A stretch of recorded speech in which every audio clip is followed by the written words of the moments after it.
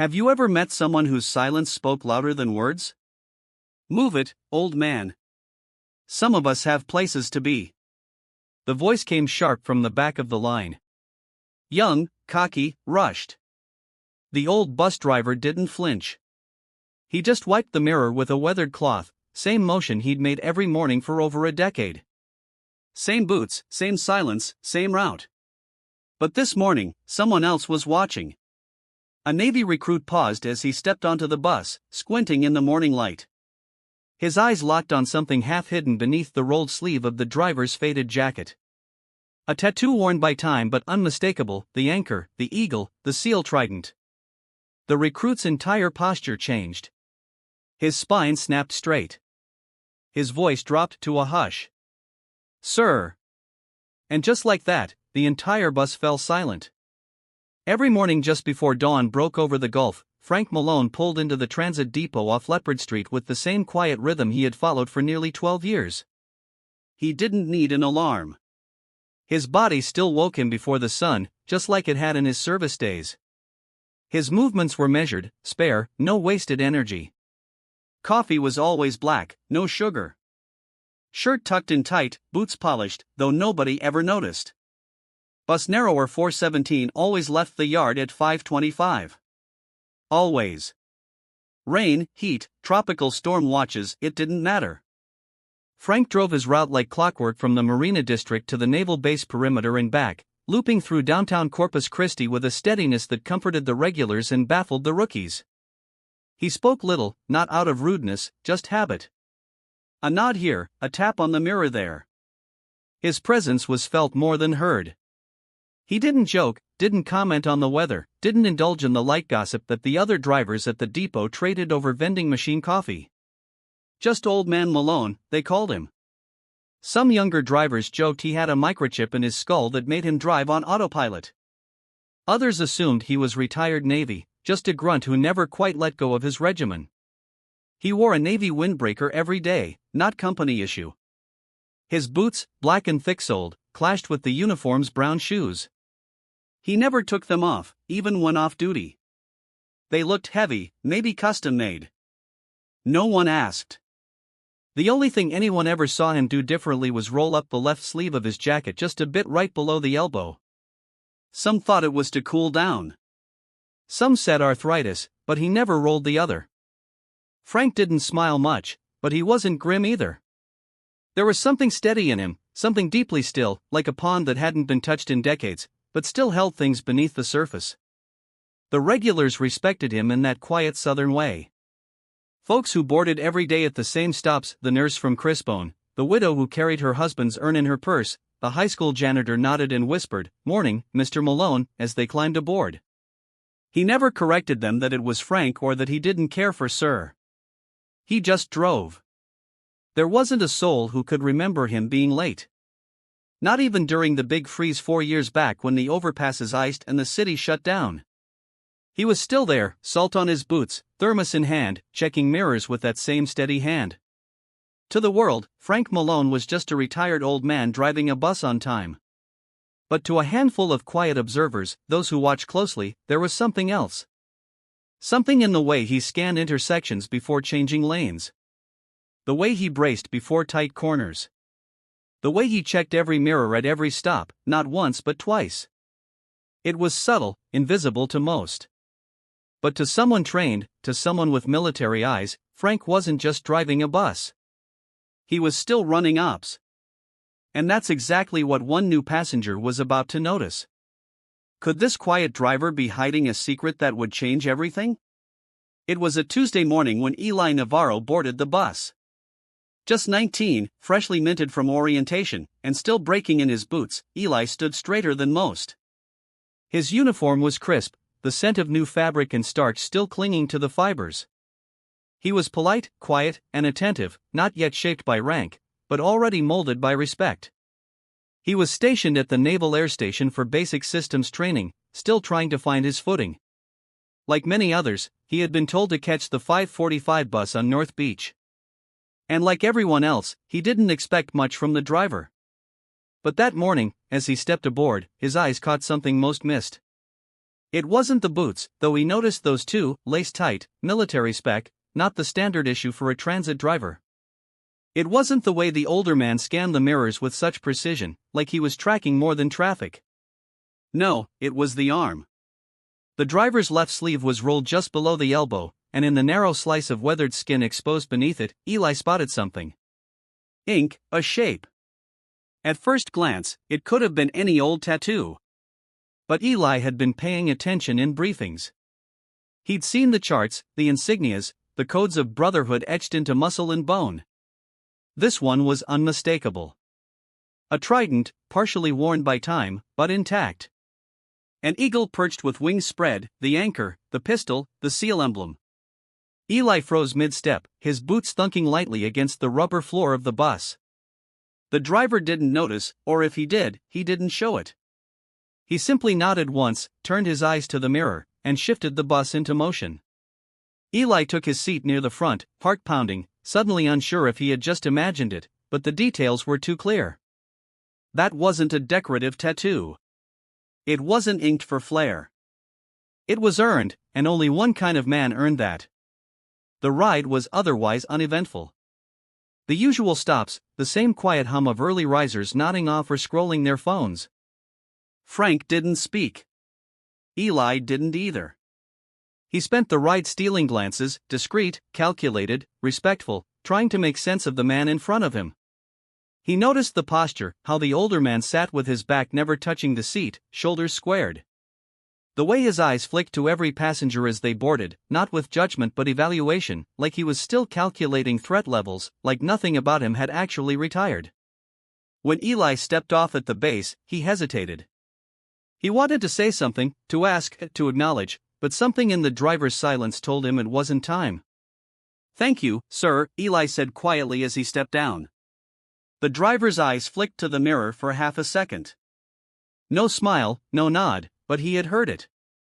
The next morning, Eli sat in the same seat deliberately this time. The sunlight slanted differently through the windows, catching the man's forearm just right. There it was, the trident, weathered, real. He waited until the front of the bus emptied at the next stop, then leaned forward slightly, voice low, just enough for the driver to hear. "Sir, were you?" The question didn't even need finishing. The man didn't turn.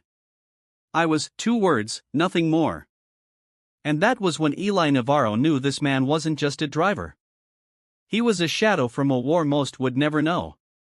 By noon that same day, Eli Navarro couldn't focus. His instructors at the naval station ran drills and briefings like clockwork. But Eli's mind was miles away, back on that bus, on that voice, on that ink. He couldn't shake the weight of it. So during a short break, he pulled aside Petty Officer Vance, a grizzled instructor with 24 years of scars and stories. "Sir," Eli began, hesitating. "Do you know if Frank Malone drives bus 417 into base each morning?" Vance arched a brow. "Malone? Sure, I see him in the mornings. Doesn't talk much." "He has the trident," Eli said quietly. "Old, on his left forearm." He said, "I was, when I asked." Vance's expression changed. The casual edge dropped. His voice lowered. "You sure?" Eli nodded. "I'd bet my uniform." Vance didn't reply, just stared off for a moment, then muttered, "No way." Within hours, whispers started making their way down the hallways and across chow tables. At first, it was disbelief. "You mean the guy with the cap and the windbreaker?" "Nah."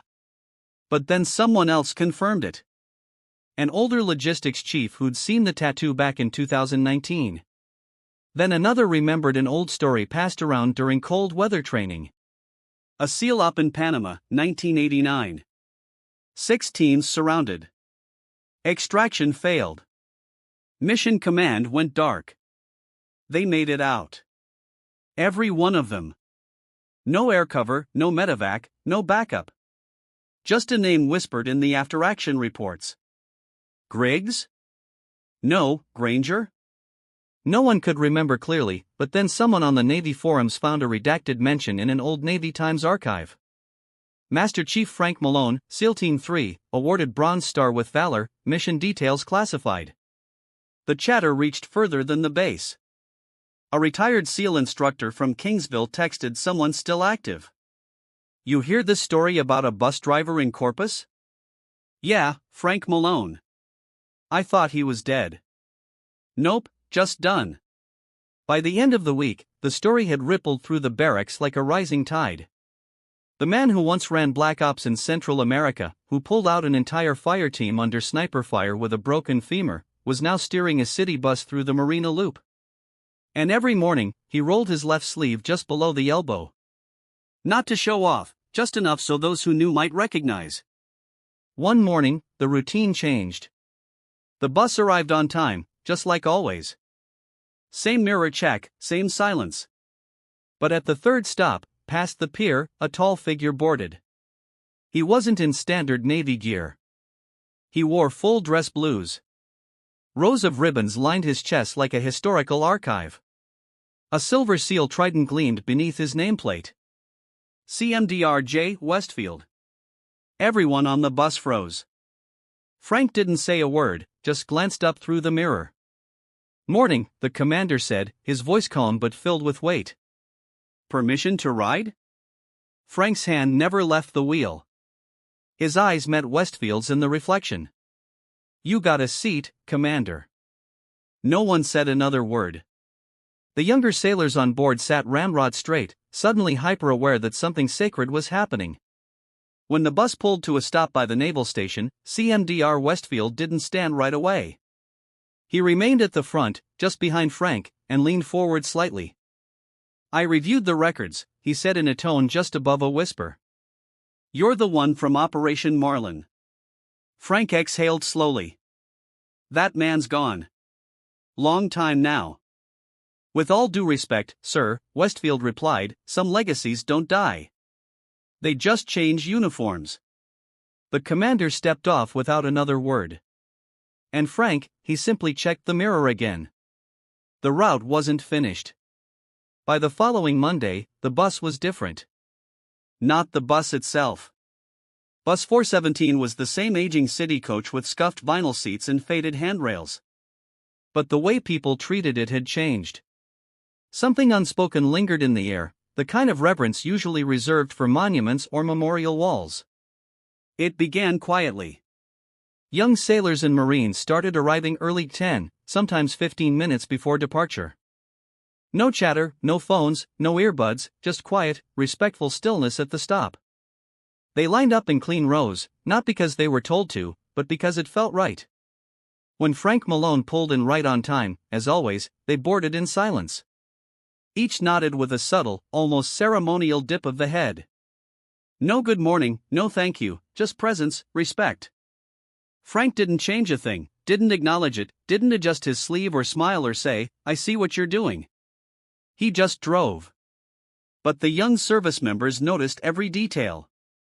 The precise stops, the smooth braking, the exact mirror scans, the fact that he never once had to double-check a street sign or ask directions even during detours.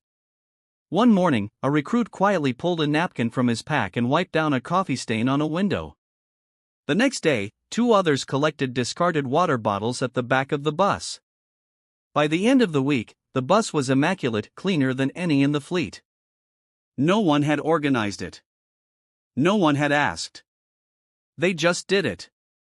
A handful of civilians started to take notice. Some looked confused by the silent riders with military posture.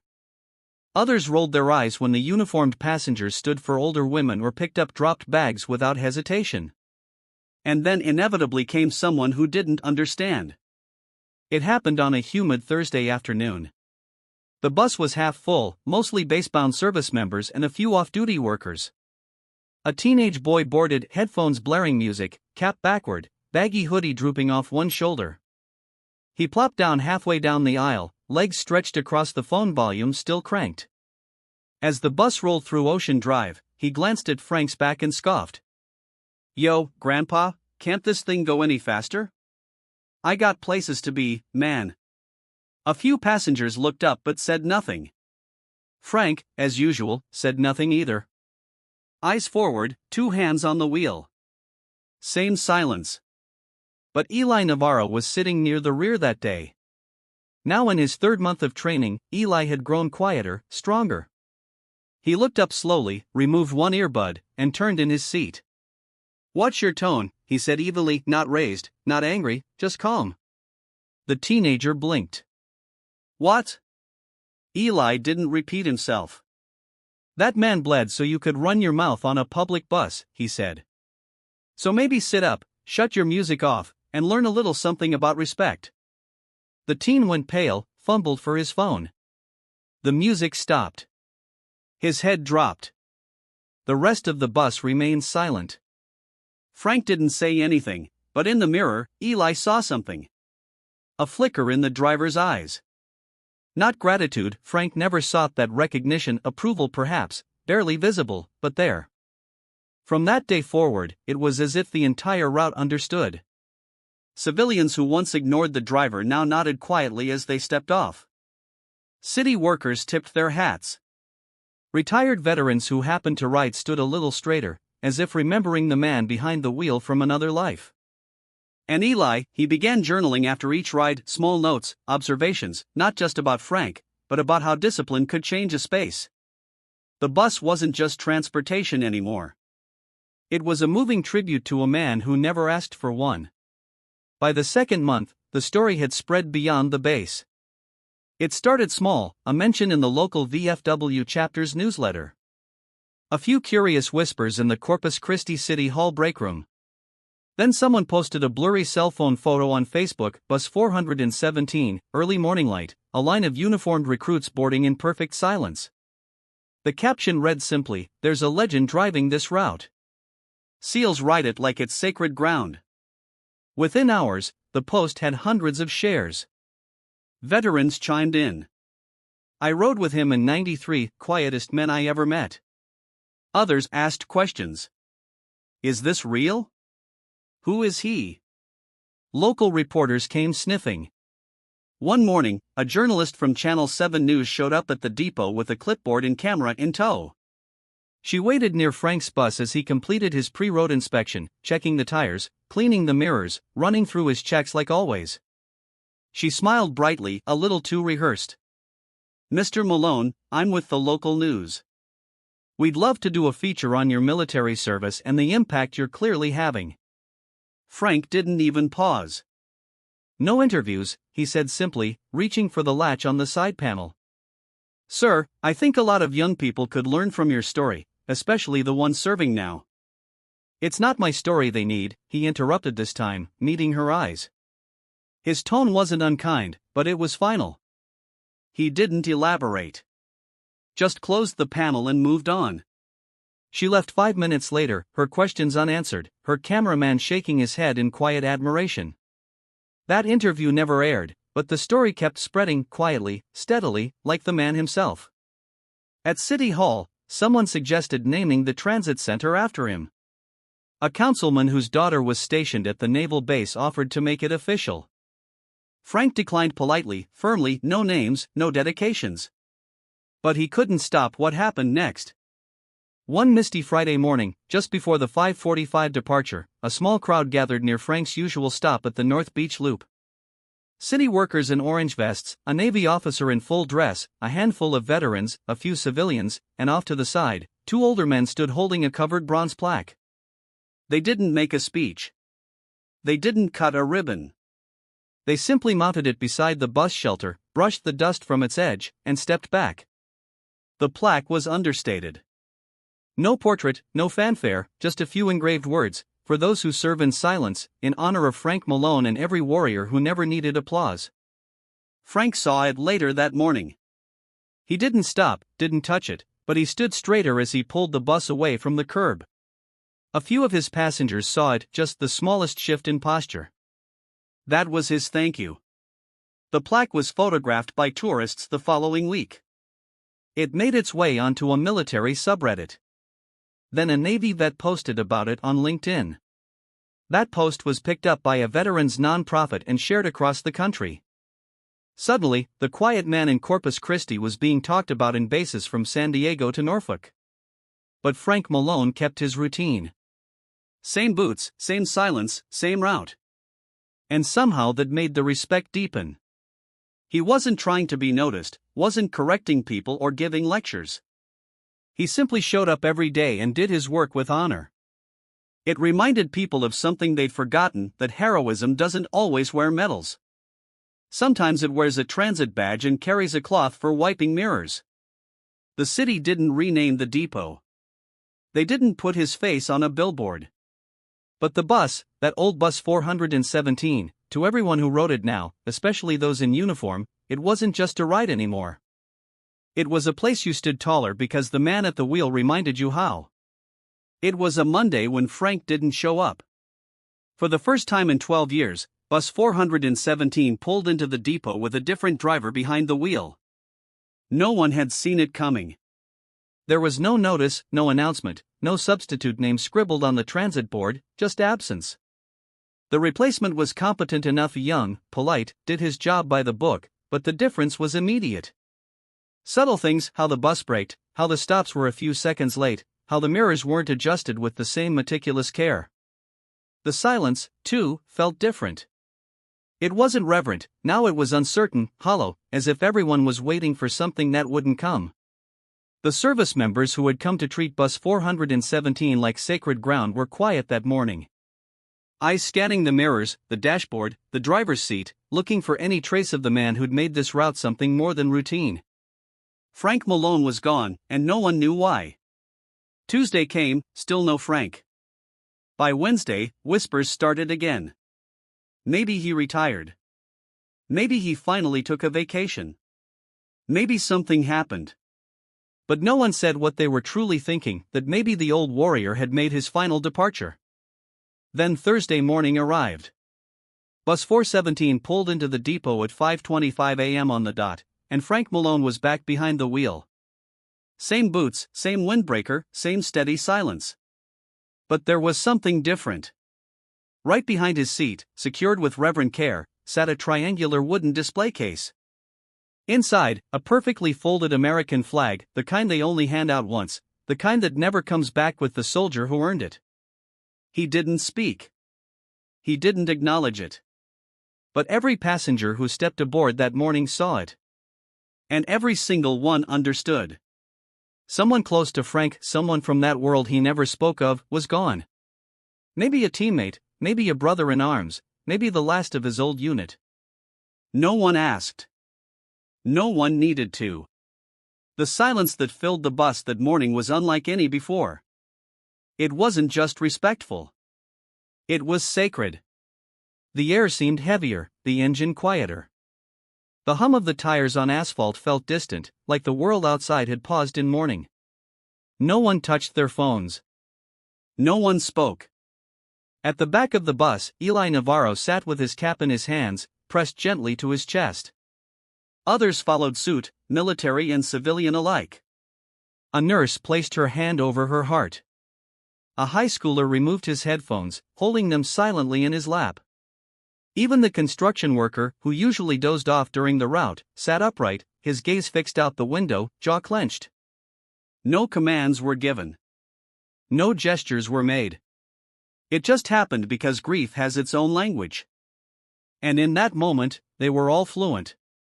Frank drove like he always did, mirrors, turns, shifting gears, steady as ever.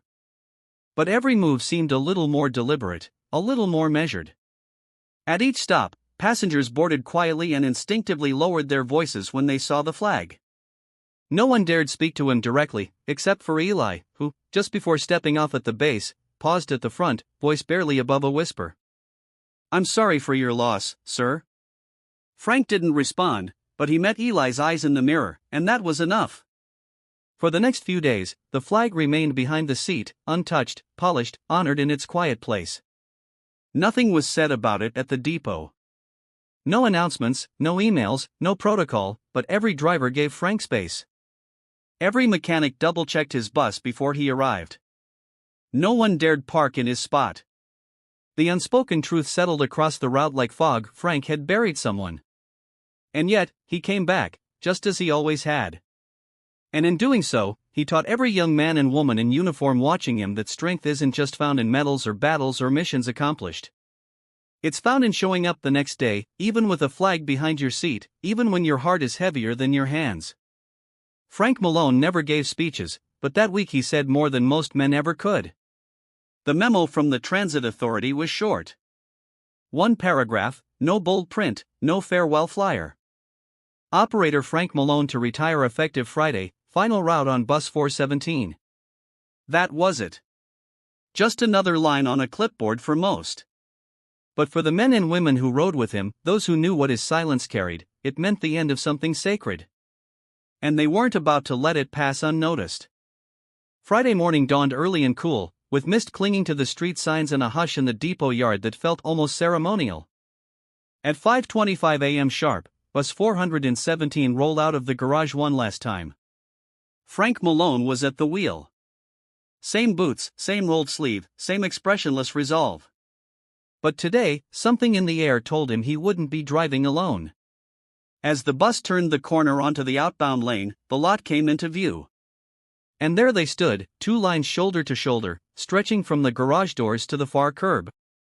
Over 40 men and women, all active duty or recently discharged. No uniforms, just civilian clothes, jeans, boots, polos, worn jackets. But everyone stood straight, every chin high. They didn't wave. They didn't clap. They simply stood in perfect formation, heads turned as the bus passed in complete silence. Some held their caps over their hearts. A few held nothing at all, but everything about them spoke of respect. Frank didn't slow. He didn't need to. He simply drove forward, his face unreadable, but his hands gripped the wheel tighter than usual. And in the mirror, his eyes blinked just once longer than they had in years. The route that morning was different. Every seat was filled, not with commuters or sleepy students or grumbling tourists, but with those who had worn the uniform. Some were young, some gray-haired, some still bore the weight of deployments on their faces. Some rode in silence, others nodded quietly to each other, bound by something deeper than rank or time. No one spoke above a whisper. No one checked their phone. It was the quietest ride the city of Corpus Christi had ever seen. When the bus reached its final stop at the depot, something unexpected waited. The other buses, usually scattered in rows or idle in service bays, had been parked in a formation angled in a V around a new stone monument placed in the center of the yard. At the base of the granite slab, carved without flourish, were 10 words, "Heroes don't announce themselves. They drive the route every day." Frank stared at it for a moment, said nothing, then powered down the bus, clicked off the brake, and stood up. He picked up a small duffel from behind the seat, the same one he'd carried in and out every shift, and slung it over his shoulder. He moved toward the open door, but waiting at the bottom of the steps was Eli Navarro. Only now, Eli wasn't the raw recruit he once was. He wore khakis and a navy windbreaker, silver insignia gleaming faintly at his collar. Time had hardened his stance, broadened his shoulders, but his eyes still held the same sharpness from that first morning. "Need a ride, Commander?" he asked with a small smile, gesturing to a parked navy blue pickup behind him. Frank paused, no reaction, then gave the slightest nod. "Appreciate it, Lieutenant." They walked in silence toward the truck. Passengers from the bus had disembarked and now stood in two lines again, this time framing the path as Frank walked between them. No one saluted, no one spoke, but each one stood at full attention until he passed. As Frank climbed into the passenger seat, he glanced at the dashboard. There had sat a single challenge coin, polished and unmistakable. The insignia of SEAL Team 3 on the back in small engraved script, for those who never stopped serving. No name attached. But Eli knew who had left it. Senator James H. Morrison, former SEAL, head of the Armed Services Committee. He had boarded bus 417 just once months ago and said nothing. Frank picked up the coin, turned it once in his hand, and then placed it back. He said nothing. The truck pulled out of the lot and disappeared down the early morning road. That afternoon, a photo appeared in a military newsletter, grainy black and white. It showed Frank Malone walking away from the bus, duffel over his shoulder, with 40 service members standing behind him in silent formation. The caption read, Commander Frank Malone, SEAL, Mentor, Driver, Legend. No speech is needed. And in the halls of naval bases, from coast to coast, new recruits would hear his name, not shouted, not celebrated, but spoken quietly like a lesson passed from one soldier to another. Because honor doesn't need volume. It just needs someone who shows up every morning and drives the route. In today's world where headlines fade in minutes and recognition is measured in likes and views, it's easy to overlook the quiet ones. The men and women who never ask for applause, who just keep showing up. Frank Malone was one of them. He didn't want a plaque. He didn't give speeches. He never even told his full story. But through routine, respect, and silent discipline, he reminded an entire generation of service members, and maybe even this whole town, that real character isn't loud. It's steady. It's consistent. It's humble. And it's needed now more than ever. You don't have to wear a uniform to follow Frank's example. Maybe you're the one who always checks on your neighbor. Maybe you're the grandparent who shows up to every game, rain or shine. Maybe you're the clerk who remembers names and birthdays. In a culture where it's easier to talk than to listen, to promote than to serve, what Frank taught us is simple. True greatness is measured not in moments but in mornings. So we'd like to ask you, who is the Frank Malone in your life? Have you known someone who carried the weight of the world with quiet strength and never asked for credit? Or maybe you were raised by one. Or maybe you are one. Leave a comment below and tell us your story. We want to hear it on Valor Stories. And if this story moved you, if it made you sit a little straighter or think a little deeper, please give it a like, share it with someone who'd understand, and subscribe to the Valor Stories channel for more stories like this one. Thank you for listening, and wherever you are, whatever your role, remember, excellence is allowed. It's what shows up before dawn.